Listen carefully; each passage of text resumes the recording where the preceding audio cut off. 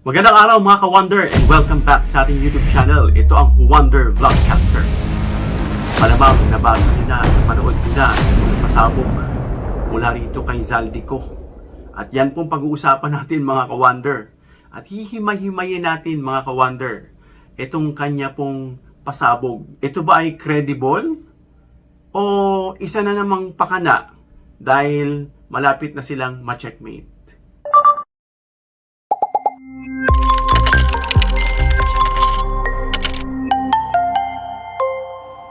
Wonder Vlogcaster. So yun nga mga ka-Wonder, magandang araw sa inyo muli. To my surprise, no, this early morning, pagka-check ko ng phone ko kasi medyo puyat tayo dahil tinapos natin yung editing natin at 4 AM na ako natapos. At ito nga, napanood ko itong video ni Zaldico, no? At pinakikinggan ko siya at iniisip ko kung ikaw ay hindi sumusubaybay, kung ikaw ay hindi nagre-research, kung hindi mo alam yung background, mabilis kang maniwala. At kung babasahin mo nga yung mga comment section, kung ano-ano ng panakot nila, no? Kung ano-ano ng masasabi nila kay BBM at kay Martin Romualdez, takbo, ang balos-los, ganito, corruption. Oh, no! Yun pag hindi mo alam ang background. So mga ka-Wonder, alamin muna natin, panoorin muna natin itong mga ka-Wonder, itong video ni Zaldico na may binabasang script, no? Panoorin natin.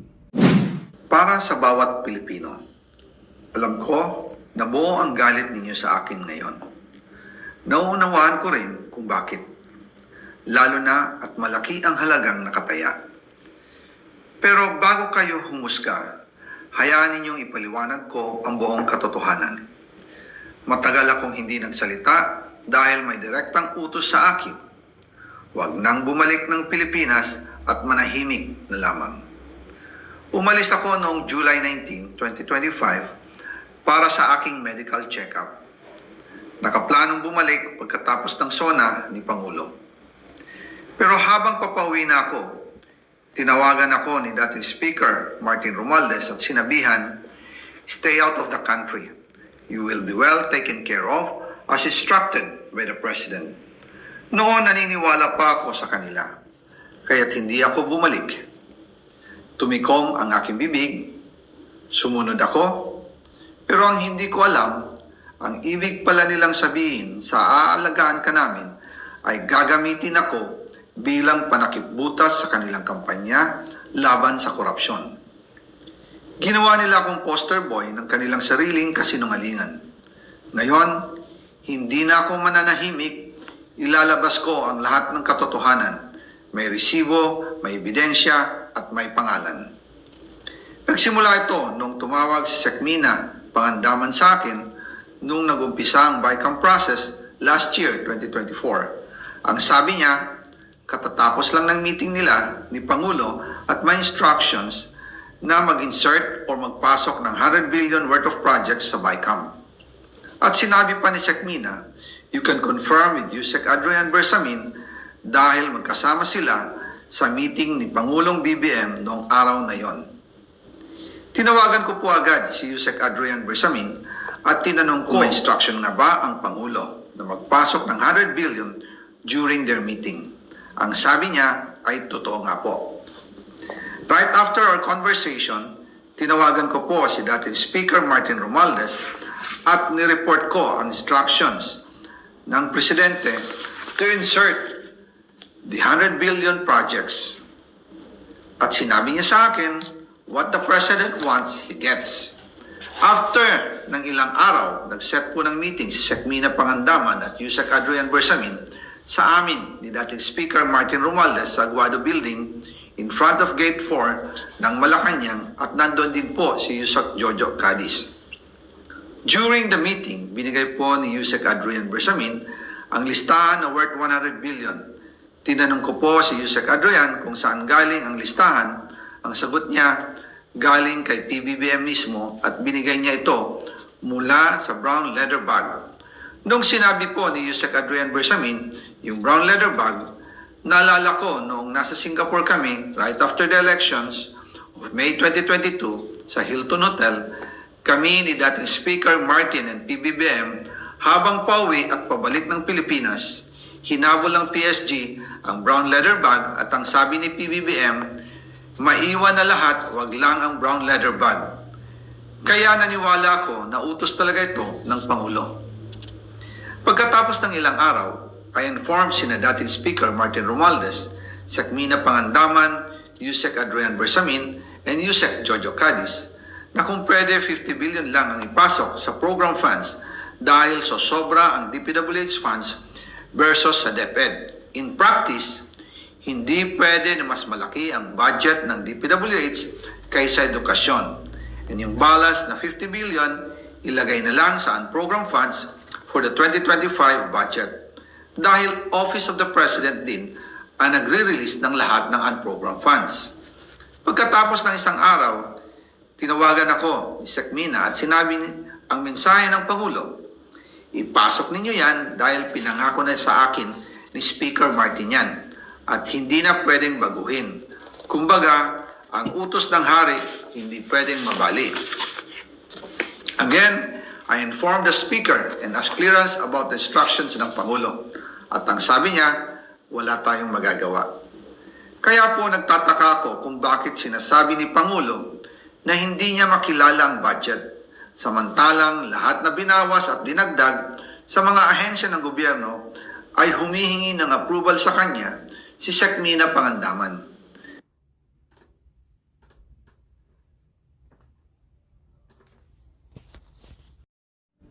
So yun po mga ka-wonder, may part 2 pa raw itong testimony niya. At then again, tayo po, sabi ko nga sa inyo mga ka-wonder, tayo ay pro-administration.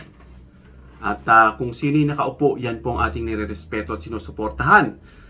During the time of President Duterte, tayo po ay nakaupo, nung siya po ay nakaupo, siya rin po ay sinuportahan natin. At natapos na yung termino niya, at sinusuportahan natin ngayon si PBBM. Well, dito sa testimony ni Zaldico ang tanong, ito bang testimony niya is credible? Yung nagsasalita ba ay credible? Well, para malaman natin, alamin natin ang background kung sino si Zaldico. Alam natin na si Zaldico ay may mga eroplano, helicopter, bilang isang congressman na merong kanyan. At may business siya, no? Kung hindi ako nagkakamali itong SunWest. Mamaya pag-uusapan din natin yan. Pero para magkamal ka ng ganung kalalaki, saan mo nakukuha? Whether Duterte camp siya or nasa PBBM camp siya ngayon, siguro ang issue ngayon it doesn't matter. Pero dun pa rin pumapasok na malamang sinasabi nga na dahil malapit ng ma-checkmate itong mga DDS, hindi pa rin natin aalisin ang benefit of the doubt na malaki ang probability na ito ay pakawala na naman. Of course, malapit na Si Bato, sunod na. Sinusunod. Si Bongo, sunod na. Sinusunod. Si Sara, wala na. Checkmate. Kaya double time. Okay? Nakakaintindi lang yan yung mga nag-aaral ng background. Inaalam yung background ng both sides. Perfect. So ito po, sino ba si Zaldico? Si Zaldico ay pandemic pharmacy related contracts. Meron siyang scandal dyan, mga ka-wonder. During COVID pandemic, itong SunWest, Coast Company, kanya to sa kanila, was among firms that got big supply contracts.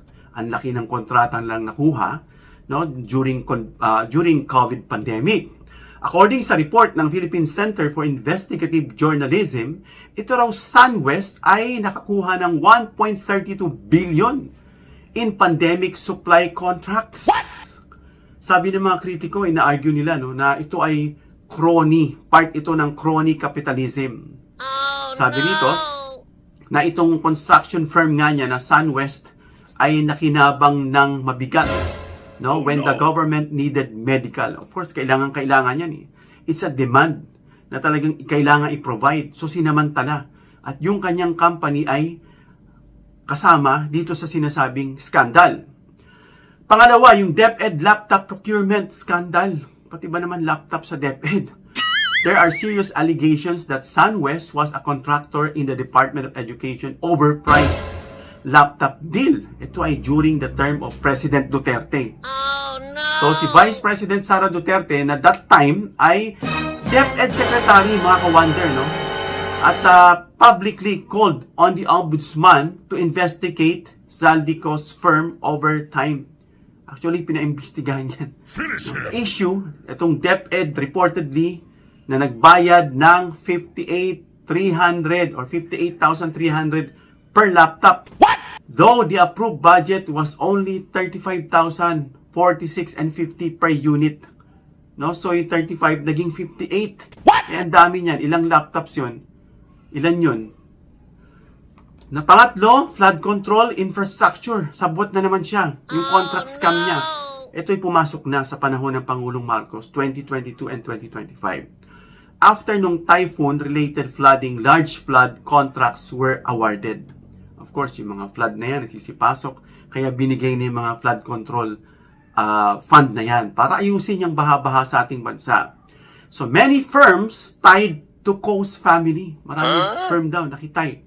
Itong SunWest, itong Hightone, itong FSCO, allegedly got billions. Hindi lang billion, ha? Billions.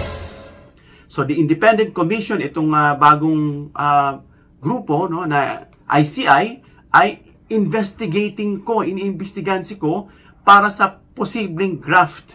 Falsification, use of substandard materials, procurement, violations, and more. Kaya nga wala siya rito sa bansa. Na ipinalabas niya nga na uuwi raw siya, medical check-up lang daw siya at pinigilan daw siya ni Romualdez dahil yun daw utos ni PBBM. No? In one Mindoro project, ICI found, ito na yung commission na ICI, nakatagpo sila ng sheet piles used were much shorter than required. Government paid for 12 million but only 3M was used. 3M, nasa na yung 9 million. Implying large cost overrun damage. Grabe mga ka-wonder. Ano pa? Also 21 billion in alleged kickbacks. May kickbacks na naman siya. Some reports claimed cash was physically moved via suitcases into co-linked properties across multiple years during 2022 to 2025. Sa paninginan lang, hindi ba alam ni PBBM yan? Alam naman natin na na-release yung budget. Ito, na-aprobahan na. Pero kasi may mga sinasabing insertion, mga ka-wonder, ano? May mga insertion funds dyan. At oo, ito ang binigay na fund. Pero ito dapat ang igagastos. Maari ka naman makakupit eh. Ito talaga maraming lusot yung iba, no? Hindi ba alam? Alam na nagbigay siya ng ganitong mga pondo. Bukod sa insertion, ito ang binigay na amount para sa proyekto. Eh ang resulta, hindi po yun ang eksaktong ginagamit. Kini-kickback.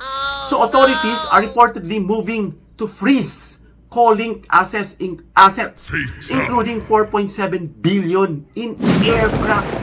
Meron siyang aeroplano at helicopter, mga ka-wonder, na bali-balita nga i-transfer niya raw dito sa ibang bansa under sa kanyang company. In September 2025, Co resigned from Congress amid this allegation. Nag-resign siya. And then, beneficial ownership, conflicts of interest. Bakit? Si Co ay nagkiklaim na he divested. Saan? From SunWest during 2019. Investigation by Rappler suggests he remains pa rin a beneficial owner of the SunWest entity. Sabi niya, nag-divest siya. Ibig sabihin, hindi na siya nag-i-invest doon, umalis na siya. Pero may conflict of interest pa rin. Nakikinabang pa rin siya. Pwede ba yun? Paano? So, ang tanong, Mapa Duterte man siya o Marcos this time, ay si Co ay na talagang natag, no? Na siya ay, ang karakter niya is someone who benefited from his political business time. Kahit tawagin niyo siyang Duterte cohort o nasa panahon na siya ni Marcos, marami siyang ginagawang mga hocus-pocus. Finish him! In other words, mga ka-wonder, napakalaki na ng kanyang nakamal. Finish him! Na pera, bilyon-bilyon, helicopter assets, at makukulong din siya at masisequester at makukuha, bababawi yung kanyang mga kinuha. Sa tingin niyo papayag siya nun, mga ka-wonder. Kaya nga siya nagtago eh. At ngayon, meron senaryo na talagang malapit na ma-checkmate itong mga Duterte, Finish him! no? Itong mga kasama dun sa EJK, na itong may warrant na nga, no? Aarestuhin na nga si Bato de la Rosa, at susunod si Go, at susunod si Sara, eh wala na pong matitira sa kanila. Kasi nandoon na po ang dating Pangulong Duterte. Kaya double time ang kanilang pag-aaksyon. Kasi ang kanila pong point, meron silang common denominator. at yan ay patalsikin si PBBM. Bakit? Huwag mong subukan. Kapag napatalsik si PBBM, tapos na lahat. Good luck na. Tapos na lahat. Yung may mga kaso, absuelto na yan. Na gaya ng mga sinabog ng ating mga whistleblower according sa kanila. So, mga ka-wonder, itong pasabog na ito ay isa bang literal, isa bang credible, o isa na namang pakana at pakawala para tuluyang mapatalsik si Marcos at gamitin ito sa kanya para magaya doon sa sinasabing mga kinukwento at sinisiwalat ng mga whistleblower na ganito ang mga gagawin nila para mapaalis sa pwesto si BBM. Comment down below mga ka-wonder kung ano opinion nyo sa ating pong napag-usapan ngayon. Dito lang tayo mga ka-wonder. Please give a thumbs up if you like this video para introduce ni YouTube. And please share this video mga ka-wonder para malaman nila kung ano po yung ating napag-usapan patungkol dito sa pasabog ni Zaldico. And of course, don't forget to subscribe and hit the notification bell icon and choose all para suporta sa aming mga content creators. God bless.